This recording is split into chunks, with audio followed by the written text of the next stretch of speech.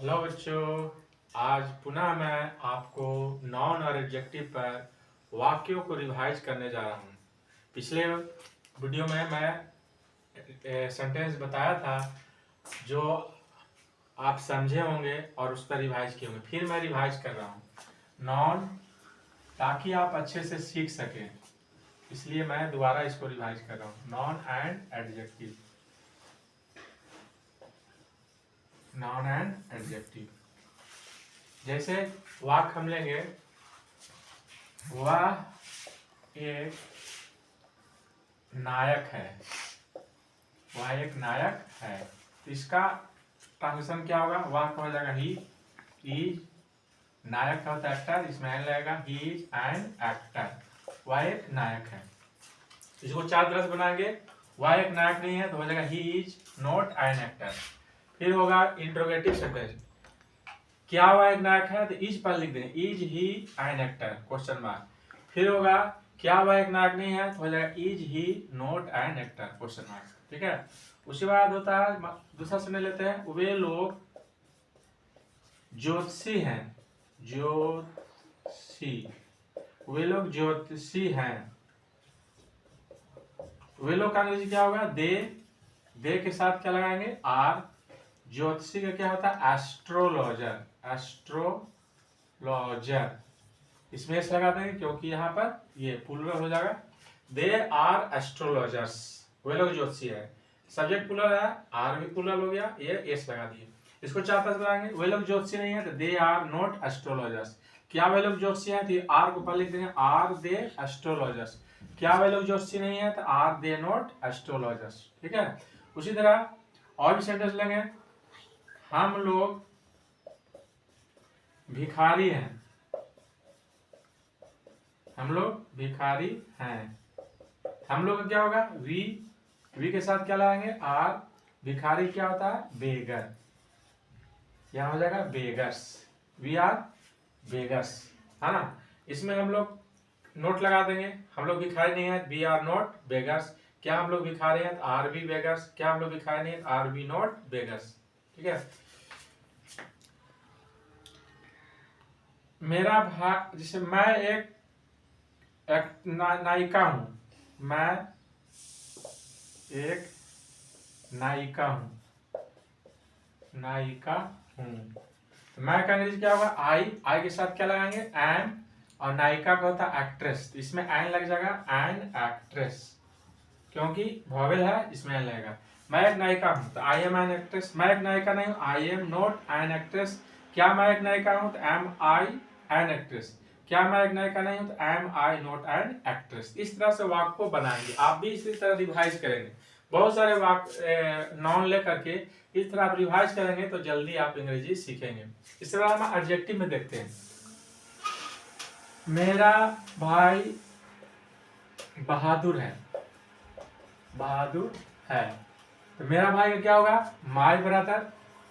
और my brother यहाँ singular हो गया, इसलिए यहाँ पर इज लगेगा। माय ब्रदर इज ब्रेव, है ना। अगर आता है मेरे भाई लोग, तब यहाँ एस लगाते हैं, हार हो जाता। मेरा भाई बहादुर, माय ब्रदर इज ब्रेव। इसी को नेगेटिव बनाएंगे, मेरा भाई बहादुर नहीं है तो my brother is not brave. Interrogative, क्या के लिए इज पहले लिख देंगे, इज माय ब्रदर ब्रेव, क्या मेरा भाई बहादुर है। फिर इसी को नोट लगा देंगे, is my brother not brave, क्या मेरा भाई बहादुर नहीं है। ये सब घर अच्छे हैं। अच्छे हैं, ये सब का क्या होगा? दीज। और घर का हो जाएगा हाउस। दीज हाउसेस कर देंगे क्योंकि यहाँ पर ये सब प्लुरल है तो ये हाउसेस हो जाएगा। यहाँ भी प्लुरल हो जाएगा आर। अच्छे का क्या होता है? गुड। गुड एडजेक्टिव है, इसमें एस नहीं लगेगा। दीज हाउसेस आर गुड, मतलब ये सब घर अच्छे हैं। ये सब घर अच्छे नहीं है तो these houses are not good. क्या ये सब घर अच्छे हैं तो क्या कि आर पहले लिख देंगे, are these houses good, question mark. फिर क्या लिखेंगे? आर फिर पहले होगा, are these houses not good. तीसरा चार वाक हो गया। फिर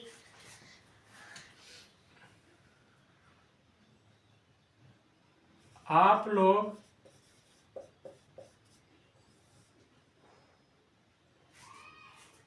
ईमानदार हैं, आप लोग ईमानदार हैं। आप लोग का अंग्रेजी यू होगा, यू के साथ क्या लगाएंगे, आर लगाएंगे, और ईमानदार का होता है ऑनेस्ट, यू आर ऑनेस्ट। अब इसको चार तरह से बनाएंगे, यू आर नॉट ऑनेस्ट, आप लोग ईमानदार नहीं है। क्या आप लोग ईमानदार है, तो आर यू ऑनेस्ट। क्या आप लोग ईमानदार नहीं है, तो आर यू नॉट ऑनेस्ट। इस तरह चार तरह वाक्य हो गया।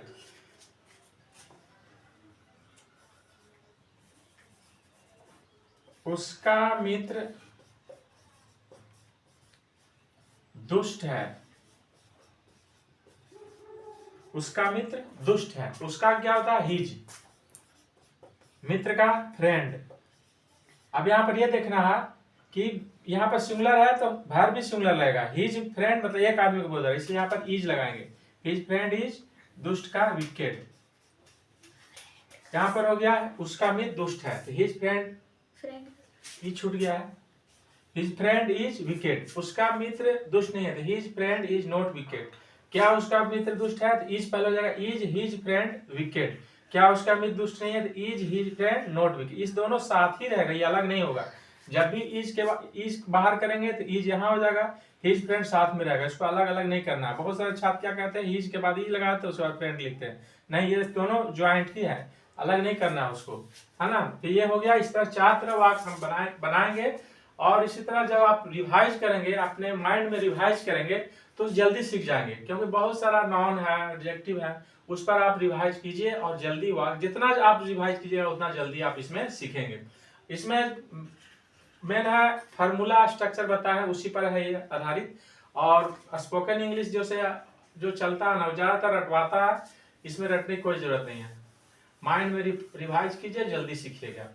इसके बाद अब हम बताएंगे, ये हो गया ट्रांसलेशन, जो कि हम EJMR पर बताए थे, और ये आज खत्म हो गया है EJMR। इसके बाद वाजवर बताएंगे, लेकिन आज हम वर्ड्स बताएंगे। ग्रामर में वर्ड्स शुरुआत करने जा रहे हैं। वर्ड्स मीन्स होता है शब्द। ग्रामर को भी लेके चलना है, ताकि आप ग्रामर से ही, ग्रामर को जानने के बाद ही आप अंग्रेजी अच्छी तरह से शुद्ध सीख सकते हैं। तो चलिए आज हम बताने जा रहे हैं वर्ड। ग्रामर में वर्ड बताने जा रहे हैं। वर्ड मीन्स क्या होता है, वर्ड का अर्थ होता है शब्द। वर्ड का अर्थ होता है शब्द। तो शब्द जो है किसे कहते हैं, ये जानने का प्रयास करेंगे कि शब्द किसे कहते हैं। इसके पहले कुछ कहना चाहेंगे कि अंग्रेजी सीखने के लिए इंटरेस्ट जगाना होगा। जब तक इंटरेस्ट नहीं होगा तब तक आप नहीं सीख सकते। इसलिए आप अपने इंटरेस्ट यानी रुचि को बढ़ाइए, और रुचि रहेगा तभी आप सीख सकते हैं। तो वर्ड का डिफिनेशन है, when more than 2 letters combine and make a meaningful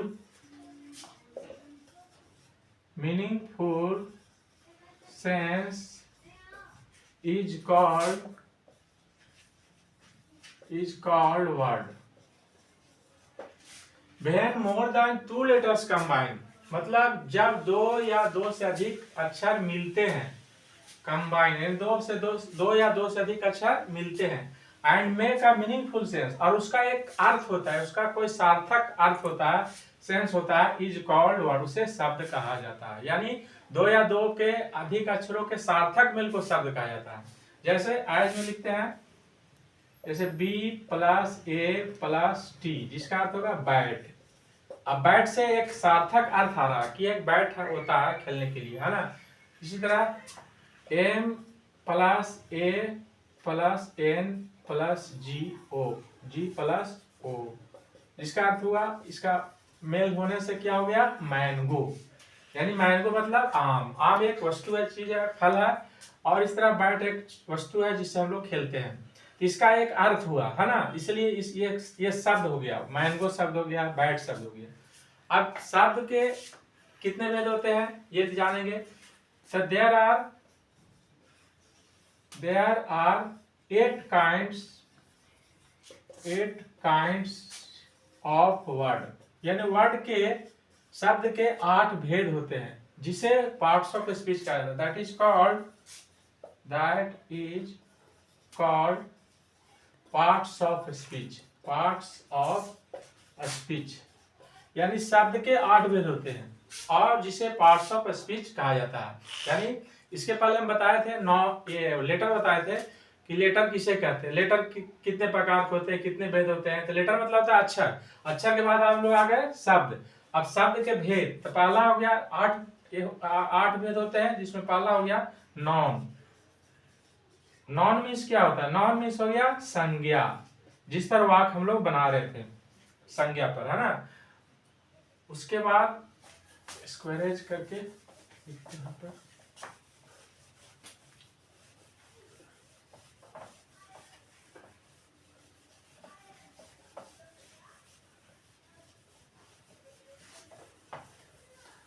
संज्ञा हुआ नॉन। उसके बाद नेक्स्ट होता है प्रोनाउन, PRONOUN।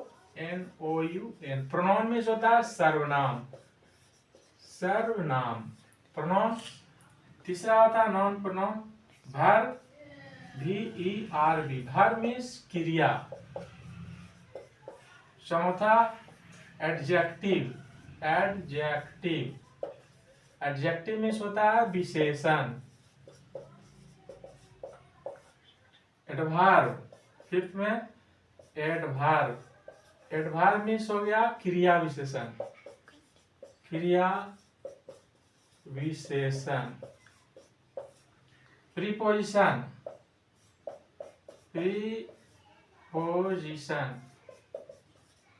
प्रीपोजिशन मतलब हो गया संबंधवाचक अव्यय।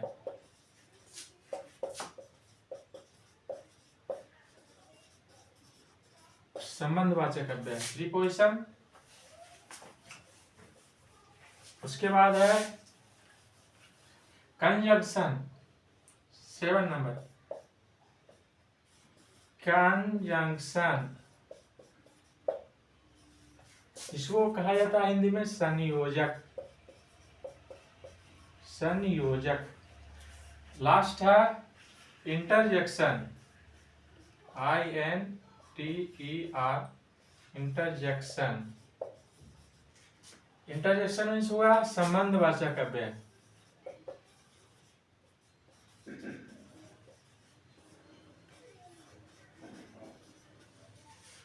तो 8 भेद जो होते हैं शब्द के, ये अभी हमने लिखा। पहला नॉन, नॉन जो लिखा हुआ था नीचे नॉन। नेक्स्ट हुआ प्रोनाउन सर्वनाम, वर्ब क्रिया, एडजेक्टिव विशेषण, एडवर्ब क्रिया विशेषण, प्रीपोजिशन संबंधवाचक अव्यय, कंजंक्शन संयोजक और इंटरजेक्शन संबंधवाचक। इंटरजेक्शन विस्मयादि बोधक अव्यय, गलत हो गया, विस्मयादि बोधक अव्यय, विस्मयादि बोधक अव्यय। ये वर्ड्स के शब्द के 8 भेद होते हैं जो इसको जानना जरूरी है। इंग्लिश में जहां पर जैसे AN का प्रयोग होता है, द का प्रयोग होता है, ES का प्रयोग होता है, उन सब को खामियां को दूर करने के लिए non pronoun verb adjective adverb preposition conjunction interjection ये जानना है ना।